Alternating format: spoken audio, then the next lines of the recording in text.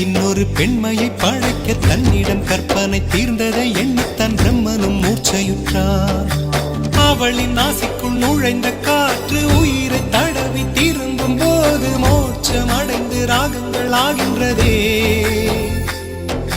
மழையின் துளிகள் அவளை நனைத்து மார்பு கடந்து இறங்கும் பொழுது முக்தி அடைந்து முத்துக்கள் ஆகின்றதே.